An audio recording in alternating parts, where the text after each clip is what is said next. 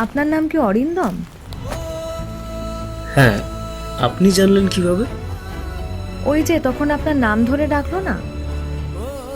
আমার নাম মহিমা ত্রিপাঠী, সোদপুরে থাকি। আপনার জয়েনিং হয়ে গেছে? না না, রিজেক্ট করেছে। আরো ভালো ইংলিশ জানতে হবে, আবার সেটা বলতেও হবে। আমিও রিজেক্টেড। ওরা নাইট ডিউটি করতে বলেছিল, কিন্তু আমি রাজি হইনি, তাই জন্য রিজেক্ট করে দিয়েছে। 10,000 টাকায় আবার নাইট, ভাবা যায়?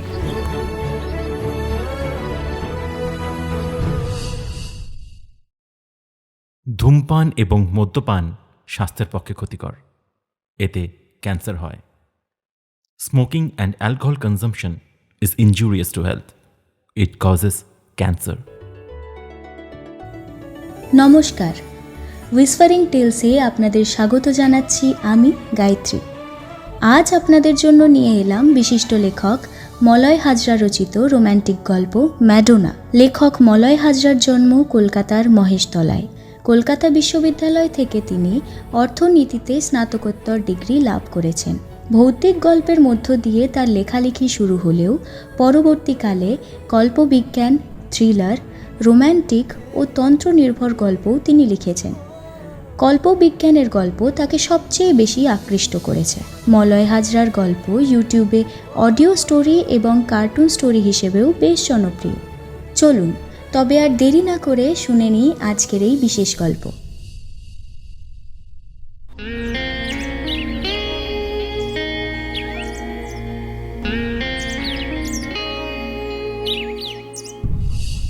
অরিন্দমের ঘুমটা আবার ভেঙে গেল। এই নিয়ে সপ্তাহখানেক হতে চলল। মাঝরাতে ওর ঘুম ভেঙে যায়, আর ঘুম ভাঙতেই ওর নাকে এসে ধাক্কা দেয় একটা মৃদু অথচ মিষ্টি গন্ধ। তারপর কয়েক মিনিট পরে গন্ধটা নিজের থেকেই উধাও হয়ে যায়। ব্যাপারটা সে তার মাকেও বলেছিল, কিন্তু তার মা হেসে বলেছিল, সারাদিন ফোন ঘাটলে তো এরকম হওয়ারই কথা। সাদেকে আমি বলি যে এত ফোন ঘাঁটিস না বাবা, এখন দেখলি তো কি রোগ এসে ধরলো।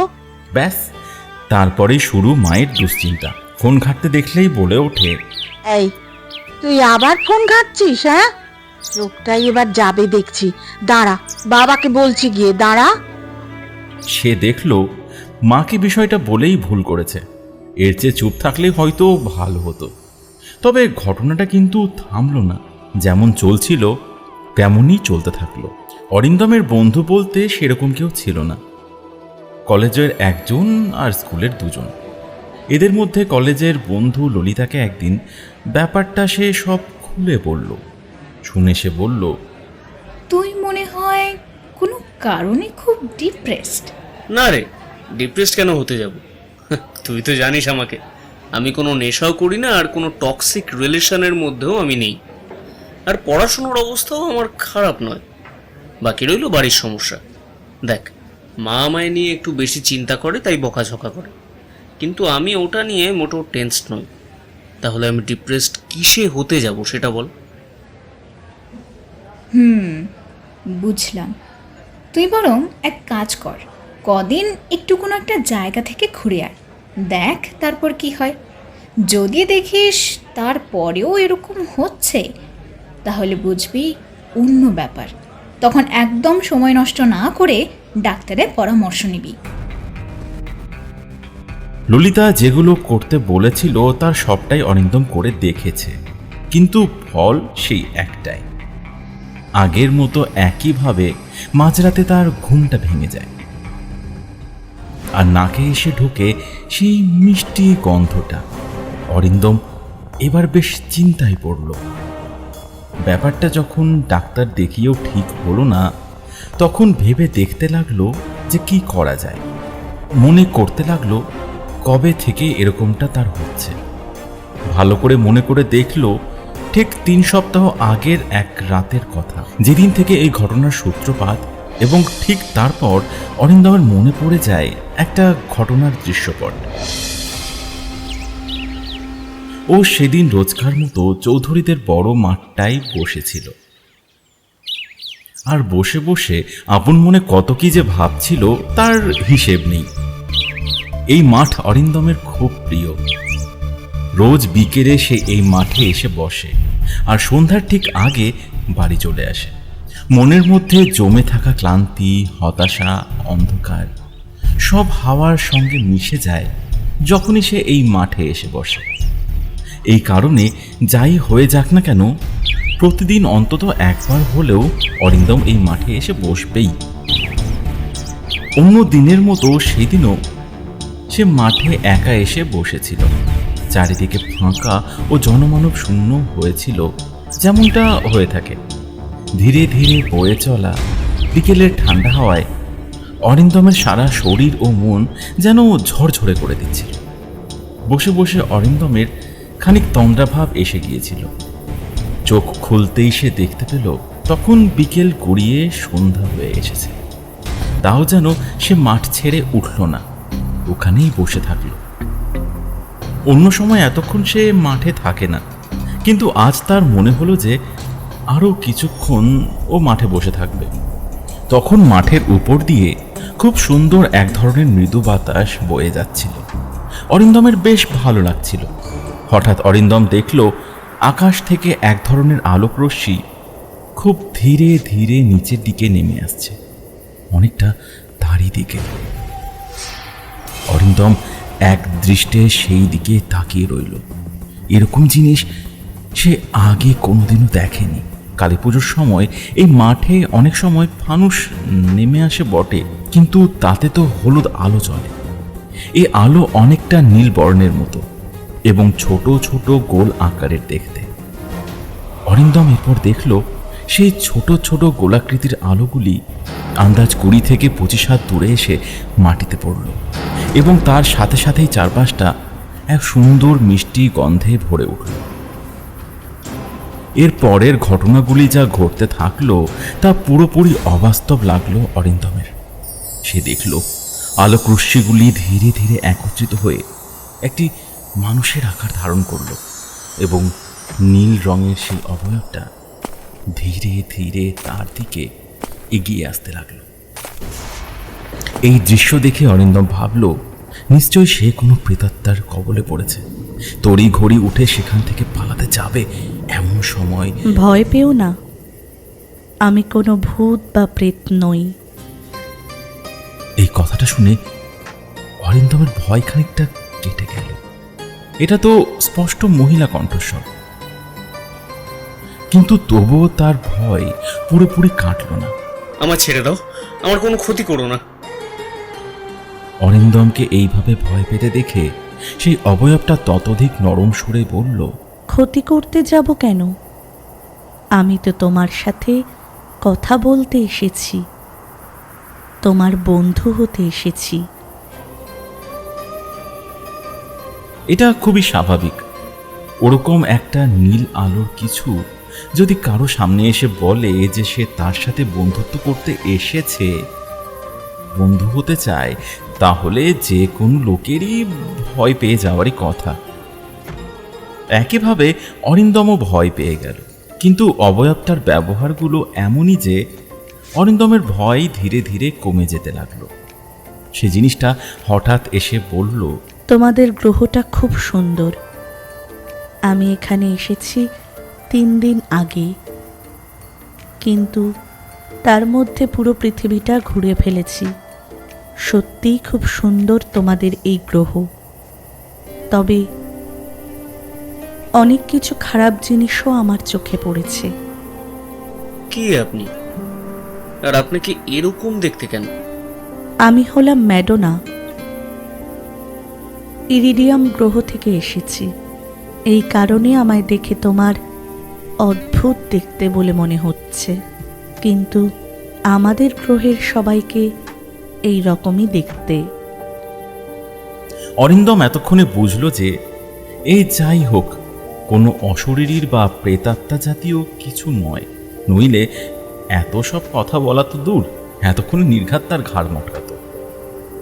বেশ ইন্টারেস্টিং ব্যাপার। তা আপনি হঠাৎ আমায় দেখা দিতে গেলেন কেন সেটা বলুন তো। ইচ্ছে হলো তাই। ইচ্ছে হলো আর এভাবে দেখা দিলেন? নইলে কিভাবে দিতাম? না, বলছি আপনি তো কোনো মানুষের রূপ ধরেও আমাকে দেখা দিতে পারতেন। এরকমভাবে সামনে আসলে তো যে কেউ ভয় পেয়ে যাবে। আমি তো আর একটু হলে অজ্ঞানী হয়ে যেতাম। আপনি তো বড্ড ভীতু, এইটুকুতেই ভয় পেয়ে গেলেন? বলে সে জাদু বলে এমন কিছু করলো যার জন্য অরিন্দমের শরীরটা শূন্যে উঠে গেল। এ কি করছেন? ছেড়ে দিন আমায়। আমি কি ক্ষতি করেছি আপনার, বলুন তো? ছেড়ে দিন, ছেড়ে দিন। অরিন্দমের এই কথা শুনে অবয়বটার হাসি পেল বলে মনে হলো। সে তৎক্ষণাৎ তাকে নিচে নামিয়ে দিল। এটা কিন্তু ঠিক হলো না, আমি আর থাকবো না। বলে যেই না অরিন্দম সেখান থেকে চলে যাবে, অমনি অবয়বটা তার হাত ধরে তাকে মাঠে বসিয়ে দিল। অবয়বটা তার শরীরে হাত দিতেই যেন সারা শরীরে এক অদ্ভুত বিদ্যুৎ তরঙ্গ খেলে গেল। অরিন্দমের মনে হলো কেউ যেন শরীরের সমস্ত অংশে শান্তি ছড়িয়ে দিল। এত রাগ করলে চলে? বসো চুপ করে। অনেকটা দেরি হয়েছে, এবার তো বাড়ি যেতে হবে। বাড়ি যাবে? ঠিক আছে, যাও, রাতে তোমার সাথে কথা বলবো। অরিন্দম সেই মুহূর্তে আর একটুও দেরি না করে বাড়ি চলে এসেছিল। কিন্তু তারপর সেই দিন রাতে ঘুমানোর সময় হঠাৎ করে তার ঘুমটা ভেঙে যায়। সে অনুভব করে তার শরীরটা যেন ক্রমশ ঠান্ডা হয়ে যাচ্ছে এবং ঘরে এক মিষ্টি গন্ধ ছড়িয়ে পড়ছে। এই ওঠো, আর ঘুমিও না। হঠাৎ করে এই কথাটা শুনে অরিন্দমের ঘুম ভাঙলে সে দেখেছিল সামনে সেই বিকেলের নীল অবয়বটা তার সামনে দাঁড়িয়ে রয়েছে। অরিন্দম প্রায় চেঁচিয়ে উঠতে যাবে, এমন সময় সেটা তার হাত দিয়ে মুখটা চেপে বলেছিল, না না, আওয়াজ করবে না। আপনি আবার এসেছেন? কি চান বলুন তো? অরিন্দমের এই প্রশ্নের উত্তর না দিয়ে অন্য একটা কথা বলল, তুমি গল্প বলতে পারো? পারি, কিন্তু এখন গল্প বলতে পারবো না। আমি এখন ঘুমাবো, আপনি চলে যান, পরে আসবেন। ঘুমাবে? তাহলে ঘুমাও, আমি পরে আসবো।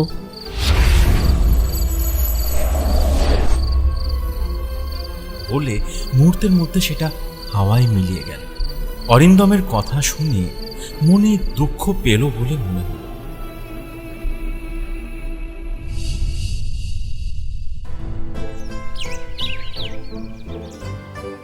বেশ কিছুদিন কেটে গেছে। অরিন্দমের পড়াশোনার চাপ বেড়েছে, তাছাড়া পরীক্ষাও চলে এসেছিল। তাই সে কয়েকদিন আর সেই মাঠে যায়নি, তার সেই চেনা পরিচিত জায়গাটায়, অর্থাৎ চৌধুরীদের মাঠে। এই কদিন তার সাথে মেডোনার দেখা হয়নি। সব ঠিকঠাকই ছিল।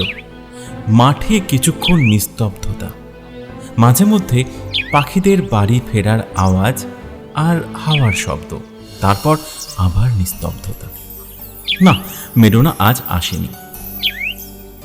মনে মনে খুব খুশি হলেও কোথাও একটা যেন খারাপ লাগা কাজ করছে অরিন্দমের। কিন্তু এরকম যে কেন হচ্ছে তা কোনোভাবে বুঝতে পারে না। যাকে যা হয় সব ভালোর জন্যই হয়। সে বাড়ি চলে আসে। একদিন রাতে অরিন্দমের বাবার শ্বাসকষ্টটা আবার নতুন করে শুরু হলো। এর আগে মোট 2 বার সার্জারি হলেও ওনার এই রোগ পুরোপুরি সারেনি। সেদিন অরিন্দমকে সামনে বসে থাকতে দেখে ওর বাবা বলেছিল,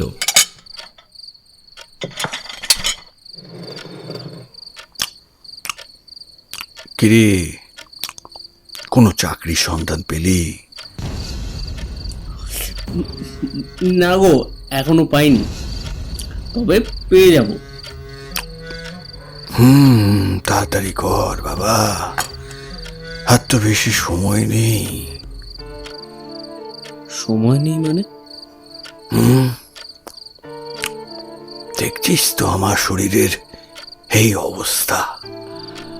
আরেকবার সার্জারি করতে হলে আর বাড়ি ফিরতে পারবো না। বড্ড বেশি কথা বলো। কিচ্ছু হবে না তোমার, দেখবে আমাদের অরিন্দম খুব ভালো চাকরি পেয়ে যাবে। ভালো কিছু পেতে গেলে তো একটু অপেক্ষা করতেই হয় নাকি? হ্যাঁ, কত আর অপেক্ষা করব? অপেক্ষা করতে করতে তো জীবনটা একেবারে শেষ হয়ে গেল। এখনো বেঁচে আছি বলে বলছি। হ্যাঁ, যখন থাকবো না তখন কেউ থাকবে না পাশে, বলা তো দূরের কথা। কথাটা শুনে অরিন্দমের খুব কষ্ট হলো। মনে হলো চোখের সামনে যেন অন্ধকার দেখছে। তবু মনে বল নিয়ে সে বাবাকে বলল, ধুর, কি যে বলো, ওসব কিচ্ছু হবে না। তুমি আরো অনেক বছর বাঁচবে। মা, দেখেছো কি সব আবোল তাবোল কথা বলছে বাবা? ভালো লাগবে কি করে? সবই তো আবোল তাবোল লাগে। আসলে বয়স হয়েছে তো, বাবার কথার কোনো মূল্য নেই। হ্যাঁ, বুঝবে বুঝবে বুঝবে, একদিন সব বুঝবে। একি তুমি খাবারটা তো শেষ করে যাও। না না না, আর খেতে ইচ্ছে করছে না।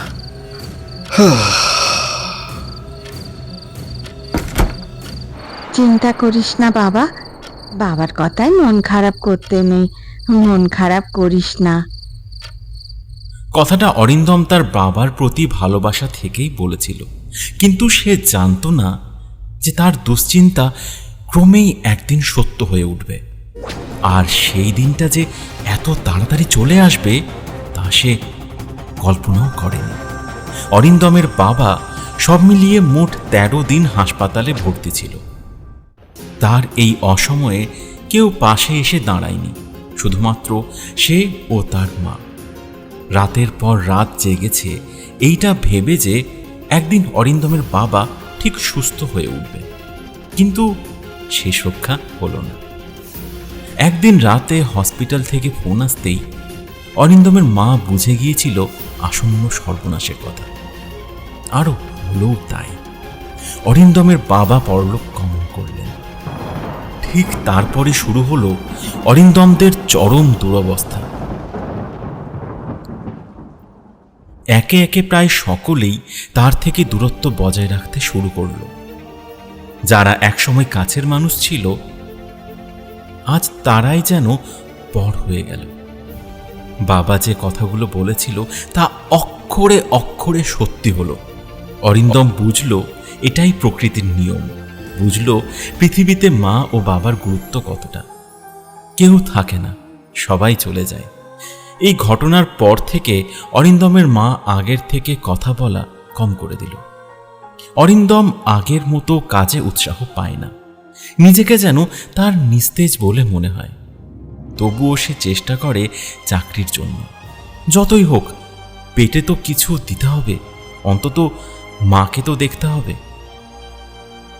চুপচাপ হাত পা গুটিয়ে বসে থাকলে কি আর চলবে? কিন্তু এই মন্দার বাজারে চাকরি পাওয়া মানে বিশাল ব্যাপার। সবারই ভালো চাকরি দরকার, একটা ভালো বেতনের স্থায়ী চাকরি। আর এতেই হলো সমস্যা। দেখা দিল তুমুল প্রতিযোগিতা। এর মধ্যে থেকে অরিন্দমের চাকরি পাওয়া আর হয়ে ওঠে না। তবুও সে হাল ছাড়ে না, চেষ্টা চালিয়ে যেতে থাকে। একদিন সকালে বড় রাস্তার ধারে ললিতার সাথে দেখা হলো। ললিতা পাশ কাটিয়ে চলে যাচ্ছিল। অরিন্দম ওকে ডাকল। ললিতার সাথে একজন সুদর্শন অবস্থাপন্ন ঘরের ছেলেও সাথে ছিল। সম্ভবত এটি তার বয়ফ্রেন্ড। হ্যাঁ, ঠিক তাই। ললিতাও তার সাথে অরিন্দমের পরিচয় করিয়ে দিল। অরিন্দম, ওর নাম স্বপ্নদীপ, ইনকাম ট্যাক্স ডিপার্টমেন্টে জব করে। ও বাহ, এ তো খুব ভালো ব্যাপার। হ্যাঁ, ভালো তো বটে। আচ্ছা, তুই কি করছিস জানো? আমি এই তো চাকরির পরীক্ষা দিচ্ছি। ও আচ্ছা আচ্ছা, দেখ কিছু হয় কিনা, নইলে প্রাইভেটে কোথাও একটা ঢুকে যাবি। হ্যাঁ, দেখি কি করা যায়। এরপর হাত ঘড়ির দিকে তাকিয়ে ললিতা বলল, এই আসি রে, আমাদের একটু এমার্জেন্সি আছে, পরে কথা বলবো। এই বলে ওরা চলে গেল। অরিন্দম ওদের দিকে তাকিয়ে সামান্য হাসল, যেটা ওরা লক্ষ্য করল না। নিজের দুর্ভাগ্যকে মাথায় করে নিয়ে সে তার কাজের দিকে চলে গেল। আজ ইন্টারভিউ রুমে অনেক লোক এসে জমা হয়েছে, ভালো করে বসার জায়গা পর্যন্ত নেই। অরিন্দম রুমের বাইরে বের হতে যাবে, অমনি হন্তদন্ত হয়ে একটা মেয়ের সাথে তার ধাক্কা মতন লাগলো। অরিন্দম দেখল মেয়েটা কোনো মতে ধাক্কা সামলে নিয়ে ভিতরে ঢুকে গেল। অরিন্দমের কোনো ভ্রুক্ষেপ নেই, ও ওর মতো বাইরে চেয়ারে এসে বসে পড়ল। মিনিট খানেকের মধ্যে সে মেয়েটা আবার বাইরে বেরিয়ে এসে ওর পাশের চেয়ারে বসে পড়ল। ভেতরে কি ভিড়, বসাই যাচ্ছে না। অরিন্দম কোনো উত্তর দিল না দেখে মেয়েটা আবার বলল, আপনিও কি ইন্টারভিউ দিতে এসেছেন? হ্যাঁ। আচ্ছা, কত স্যালারি দিচ্ছে কিছু কি জানেন? 10,000। মাত্র? এতে কি কারোর জীবন চলে? এর মধ্যে ভেতর থেকে একজন লোক এসে অরিন্দমকে ডাকল। মিস্টার অরিন্দম বোসকে আমি আমি আমি আসুন ভেতরে, স্যার আপনাকে ডাকছেন। সে ভেতরে চলে গেল। খুব বেশি হলে 10 মিনিট লেগেছিল। ঠিক তারপরেই অরিন্দম ভেতর থেকে বেরিয়ে এসে আবার চেয়ারে বসে পড়ল। আপনার জয়েনিং হয়ে গেছে? না না, রিজেক্ট করেছে। আরো ভালো ইংলিশ জানতে হবে, আবার সেটা বলতেও হবে। বলে অরিন্দম চেয়ার ছেড়ে উঠে বাইরে চলে গেল। অফিসের রাস্তাটা সামনে বেঁকে গিয়ে ডান দিকে চলে গেছে। অরিন্দম সেই দিকেই চলেছিল, হঠাৎ পাশ থেকে সেই মেয়েটা এসে বলল, এখন কি করবেন? আপনি এখানে কি করছেন?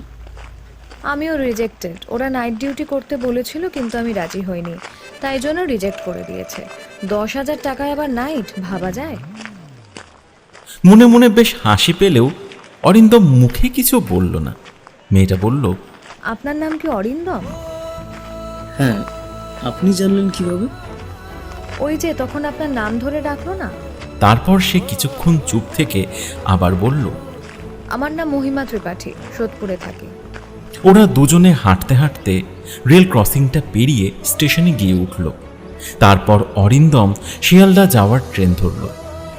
ফিরে আসার সময় মহিমা অরিন্দমকে বলল, কোনো জবের খবর পেলে বলবেন, আমিও বলবো। মেয়েটা দেখতে খুবই মিষ্টি। আজকাল এরকম মেয়ে খুব একটা নজরে আসে না। কোনো রকম মেকআপ ছাড়াই তাকে বেশ সুন্দর দেখাচ্ছে। মনে হচ্ছে শহুরে কায়দা কানুন এখনো সে রপ্ত করে উঠতে পারেনি। বাড়ি ফিরে অরিন্দমের সারা শরীরটা ক্লান্তিতে ঢলে পড়তে ও আর দেরি করেনি। চটপট রাতের খাবার খেয়ে নিয়ে গভীর নিদ্রায় ঢলে পড়েছিল। মহিমা কিন্তু ক্রমাগত অরিন্দমের সাথে যোগাযোগ রেখেছিল। ক্রমশ অরিন্দমের সাথে তার খুব ভালো বন্ধুত্ব গড়ে উঠল। মেয়েটা ওকে সবসময় মোটিভেট করত, বলতো দুজনে মিলে চেষ্টা করতে করতে ঠিক একদিন চাকরি জোগাড় করে ফেলব। মহিমা ওকে সব রকম বিষয়ে সাহায্য করত। অরিন্দম প্রাণপণে লেগেছিল। সে যেন তার শেষ শক্তি দিয়ে চাকরি পাওয়ার চেষ্টায় ছিল। অরিন্দমের কঠোর অধ্যবসায়, পরিশ্রম ও মহিমার সহযোগিতা এইসব একদিন কাজে দিল। সব আঁধার কেটে গিয়ে আলো ফুটে উঠল। অরিন্দম ভাবতেও পারেনি যে সে কোনোদিন এরকম কিছু একটা পেয়ে যাবে। সবাইকে অবাক করে দিয়ে অরিন্দম খুব ভালো চাকরি পেয়ে গেল, জুনিয়র স্ট্যাটিস্টিক্যাল অফিসার। দেরি করে হলেও অরিন্দমের স্বপ্ন পূরণ হলো। আজ যদি অরিন্দমের বাবা বেঁচে থাকতো তাহলে খুব খুশি হতো। এই কথাটা অরিন্দমের মা বলছে আর কাঁদছে। মহিমা অবশ্য প্রথম থেকেই অরিন্দমকে সাপোর্ট করে গেছে, যেটা অরিন্দমের কাছের চেনা পরিচিত বন্ধুরা করতে পারেনি। আজ মহিমা করে দেখিয়েছে। আসলে সত্যিকারের যারা আপন হয় তারা সবার চোখের অগোচরে থাকে। সঠিক সময় এলে তারা পাশে এসে দাঁড়ায়। অরিন্দম মহিমাকে কথা দিয়েছিল যে যেদিন সে চাকরি পাবে সেদিন মহিমাকে ট্রিট দেবে। ঠিক হলো, একদিন তারা দুজনে কলকাতায় এক নামকরা রেস্টুরেন্টে দেখা করবে। এরপর যথারীতি সেদিন বিকেলে অরিন্দম ও মহিমা সেই জায়গায় এসে উপস্থিত হলো। অরিন্দম ভেবেছে সে মহিমাকে তার জীবনের সাথে একেবারে জুড়ে দেবে। যেভাবে ও তার পাশে এতদিন থেকেছে ঠিক সেভাবেই পুরো জীবনটা ওকে জীবনসঙ্গী করে রেখে দেবে। চেয়ারে বসতে বসতে অরিন্দম বলে উঠল, কিসে করে এলে? প্রথমে ট্রেনে করে দমদম, তারপরে অটো। এরপর বেশ কিছু হালকা কথাবার্তা চলার পর অরিন্দম মহিমাকে সেই কথাটা বলে দিল, মানে ওই প্রপোজের ঠিক আগের মুহূর্ত যাকে বলে। মহিমা, তোমার থেকে আজ আমি কিছু চাইব, আমায় দেবে? বলো, দেবে? কি জিনিস অরিন্দম, আগে বলো। না বলবে না কিন্তু। অরিন্দম, আমরা সবসময় যা চাই তা কিন্তু পাই না। মানে এরকম বলছো কেন? মহিমা কিছু না বলে চেয়ার ছেড়ে উঠে পড়ল। নিমেষের মধ্যে অরিন্দমের সামনের দৃশ্য সম্পূর্ণ পাল্টে গেল এবং অরিন্দম দেখল সে দাঁড়িয়ে রয়েছে চৌধুরীদের মাঠে। সে যেন নিজের চোখকেই বিশ্বাস করতে পারছে না। পুরোটাই অবিশ্বাস্য বলে মনে হচ্ছে। এরপর যা ঘটল তা আরো চমকপ্রদ। ধীরে ধীরে মহিমার সম্পূর্ণ শরীরটা পাল্টে গিয়ে তার বদলে একটা অন্য রূপ ফুটে উঠল। মেডোনা! এ তো সেই ভিনগ্রহী নারী যাকে অরিন্দম এই মাঠেই একদিন দেখতে পেয়েছিল। মেডোনা অরিন্দমের দিকে তাকিয়ে বলল, চিনতে পেরেছ আমায়? ম্যাডোনা, তুমি তাহলে মহিমা? যাক, চিনতে পেরেছ তাহলে। হ্যাঁ, আমি হলাম মহিমা। অরিন্দম একদিন মেডোনার উপর প্রচণ্ড বিরক্তি প্রকাশ করেছিল, কিন্তু আজ তার জন্য সে খুব দুঃখিত। কোনো ভিনগ্রহী যে তার এত ভালো বন্ধু হতে পারে তা অরিন্দম কখনো কল্পনাতেও ভাবেনি। অরিন্দম মেডোনাকে তার কৃতকর্মের জন্য ক্ষমা প্রকাশ করে বলল, আমায় ক্ষমা করে দিও, আমি সত্যি তোমাকে বুঝে উঠতে পারিনি। একদমই না, তুমি তো মহিমাকে ভালোবেসেছ, এটাই অনেক। মহিমা মানেই তো ম্যাডোনা। অরিন্দমের দুই চোখ দিয়ে জলের ধারা নেমে মেডোনা বলে চলল, আজ পৃথিবীতে আমার সময় শেষ হয়ে এসেছে।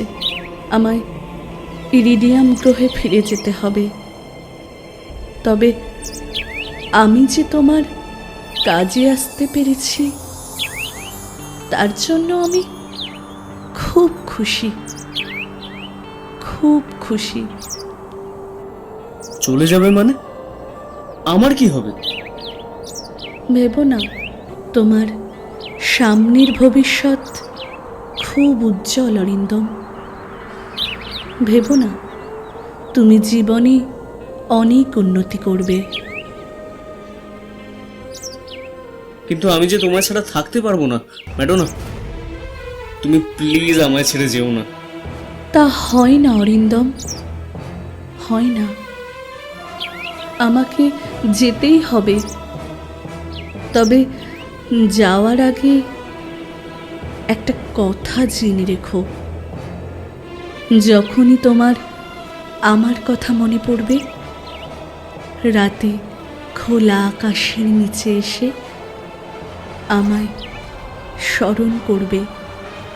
দেখবে আকাশের একটা নক্ষত্র ঠিক জ্বলে উঠবে। তখন বুঝবে ওটা হলাম আমি।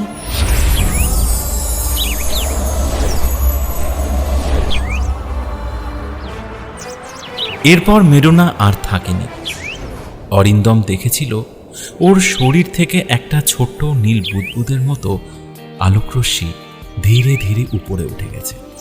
অরিন্দম আবারও তার এক অত্যন্ত প্রিয় বন্ধুকে হারিয়ে ফেলল। তবে মেডোনার কথা মতো অরিন্দম ভবিষ্যতে অনেক উন্নতি করেছিল। টাকা পয়সার কোনো অভাব ছিল না, কিন্তু অরিন্দম চিরকুমার থেকে গেছে। এখনো মাঝে মধ্যে মেডোনার জন্য মন খারাপ করলে অরিন্দম রাতে ছাদের উপরে উঠে ওর কথা স্মরণ করে। ওর কথা স্মরণ করলে আকাশের একটা তারা মিটমিট করে জ্বলে ওঠে।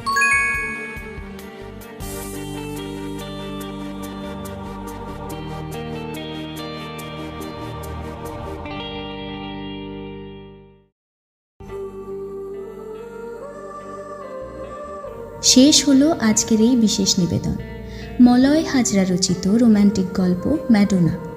আজকের এই গল্পের বিভিন্ন চরিত্রে যারা ছিলেন, কথকের ভূমিকায় তাজ, অরিন্দমের ভূমিকায় রুদ্রনীল, অরিন্দমের বাবার ভূমিকায় রাজ, অরিন্দমের মায়ের ভূমিকায় স্বাতী, ম্যাডোনার ভূমিকায় প্রান্তিকা, মহিমা ত্রিপাঠীর ভূমিকায় অঙ্কিতা, ললিতার ভূমিকায় পম্পা, আবহ সঙ্গীতে ওয়েভক্রাফট স্টুডিওজ, পোস্টার ডিজাইনে উইসফার আর্ট স্টুডিওজ এবং পর্ব পরিচালনায় আমি গায়ত্রী। আজকের মতো আমরা বিদায় নিচ্ছি। আমরা আবারও ফিরে আসব আমাদের নতুন গল্প নিয়ে। সবাই ভালো থাকবেন, সুস্থ থাকবেন। শুভরাত্রি।